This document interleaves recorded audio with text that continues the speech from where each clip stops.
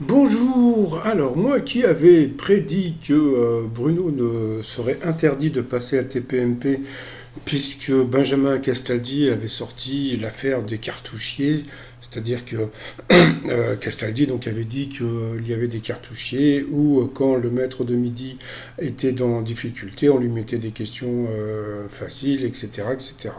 Bon, je vais pas revenir là-dessus. Et puis donc bon bah alors avant-hier donc Bruno était passé à TPMP et le Benjamin Castaldi, il a bien fermé sa petite G-E-U-E-U-L. Le E. Bon, passons. Donc voilà, l'émission était plutôt sympathique. Bon, on a pu voir que Bruno était vraiment ce qu'on appelle un bon client. Donc voilà, très sympathique, très humble, etc. etc. Donc bon, bah, il avait parlé de sa remise de chèque, etc. etc. Bon, vu les audiences qu'il avait fait grâce à Bruno, puisque bon bah les audiences bien grâce à Bruno, TPMP deuxième partie avait fait 1 538 000, d'accord, face à Quotidien qui a fait 1 672 000. Il faut juste voir que sur Quotidien, il y avait quand même le groupe Coldplay, donc c'était pas du pipi de chat. Donc grâce à Bruno, TPMP s'était rapproché, on va dire à peu près à 100 000 téléspectateurs de Quotidien.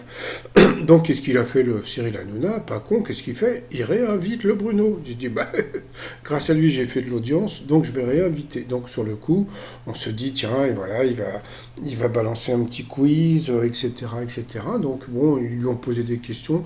Il comprenait pas très bien pourquoi, quelles étaient les questions, etc. Alors, on ne sait pas s'il a été, comment dire, s'il a été briefé sur ce qui allait se passer ou pas.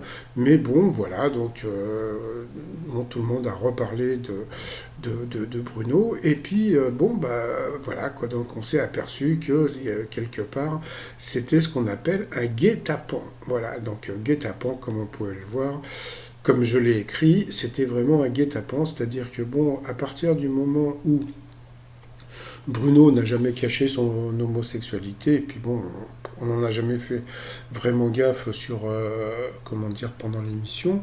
Bon, il y avait des mots que je m'interdisais, du style genre, ah, il a perdu les pédales, ou on n'est jamais trop aidé dans la vie, etc., etc. Mais bon, voilà quoi. Donc, bon, bah, il est revenu dans l'émission. Alors, j'espère juste un truc, j'espère qu'il a été payé.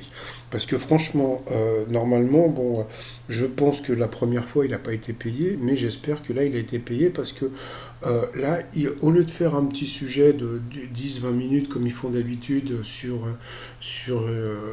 un invité, là, ils sont partis sur plus d'une heure.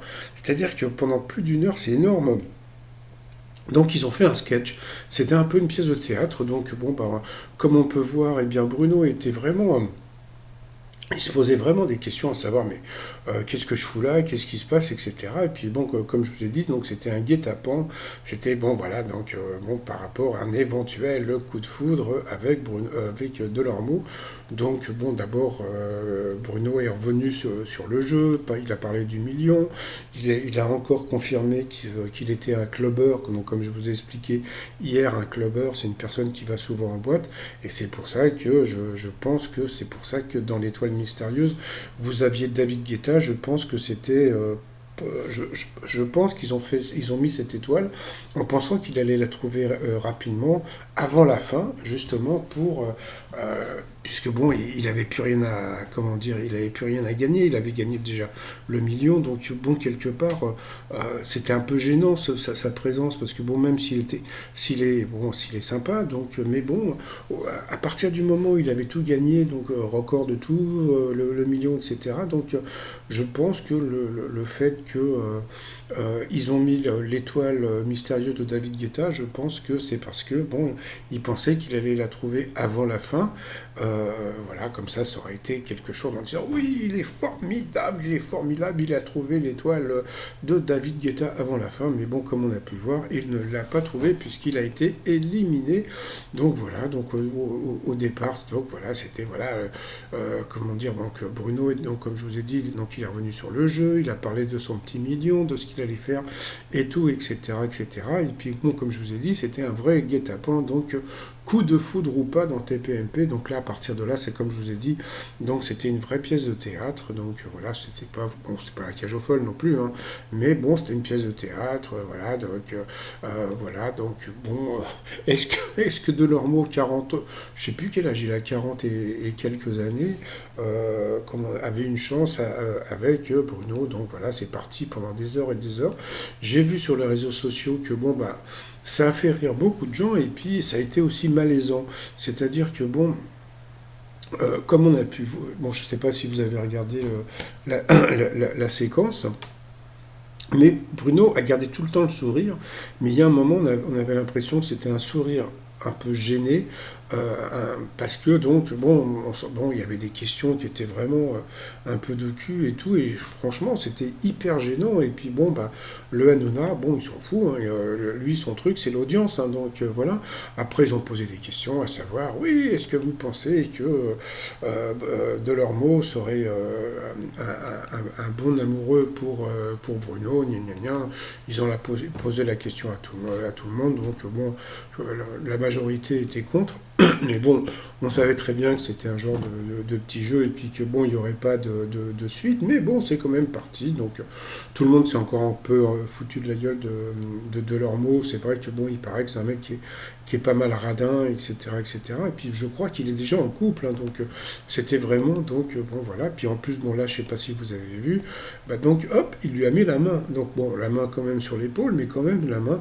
En plus après, toc, il est venu sur la tête sur les épaules. Donc voilà, donc bon, ça devenait un peu gênant. Donc, comme on a pu voir, bah, le Bruno, il était un peu gêné. Donc, c'est vrai que bon, bah, on espère qu'il a été payé, puis on espère aussi que bon, euh, je sais pas comment il a pris ça. Donc, comme je vous ai dit sur les réseaux sociaux, c'était du 50-50, hein. C'est-à-dire que d'un côté, il y avait des gens qui se marraient, puis d'un autre côté, il y avait des gens qui disaient, mais attends, mais c'est quoi cette séquence? Vous n'auriez jamais fait ça avec un hétéro, gna gna, etc., etc. Donc, voilà, bon, ça a duré quand même pas mal, pas mal. Mais rendez compte de parler comme ça pendant plus d'une heure sur ce truc. Donc voilà, donc bon, puis à la fin, donc bon, ils ont quand même posé la question à Bruno pour savoir si Delormeau avait sa chance. Et puis donc il a sorti le gros carton non en disant qu'il écoutait la majorité des chroniqueurs qui étaient contre l'histoire. Donc voilà, comme on a pu voir, Delormeau a fait sa tête, voilà quoi, bon, quoi, du mec qui était pas content, mais bon, on savait très bien que c'était genre une petite pièce de théâtre. Voilà, c'était un truc pour le buzz. Donc, bah, dans ma prochaine vidéo, donc, je vous mettrai les audiences pour voir si ça a cartonné, parce que d'habitude, bien, Cyril Hanouna, dans son émission, c'est un mélange de politique, de buzz, comment dire, d'actualité, etc., etc. Et là, il est retourné dans ce qu'on appelle les fondamentaux, c'est-à-dire donc au début, voilà, c'était de la déconnade, de l'humour. Donc bon, moi j'ai trouvé ça, comment dire, plutôt drôle, mais malaisant. Voilà, donc voilà, il y a un moment, c'était un peu le malaise pour, comment dire, par rapport à cette histoire. Vraiment, j'étais un peu gêné pour Bruno. Et puis après, donc, bah, ce qui s'est passé, c'est que bah, Bruno est resté quand même dans l'émission, puisque quand Bruno est arrivé donc, au 12 coups de midi, donc il avait avoué que c'était un grand fan de koh. Donc bon, là, il y avait comment dire, un dossier sur koh. Donc bon, il y avait des candidats, etc. Donc il est resté. Et par contre, alors on a appris des trucs. On a appris que il y avait un pacte entre les aventuriers pour partager les 100 000 euros. Donc il paraît que c'est une rumeur qui court, etc., etc. Donc cette personne a confirmé que quand il était candidat donc à koh, eh bien à la fin, eh bien il s'était partagé les 100 000 euros. Donc, je crois qu'il a dit que c'était en 2016 ou oui, un truc dans ce style-là. Bon, passons.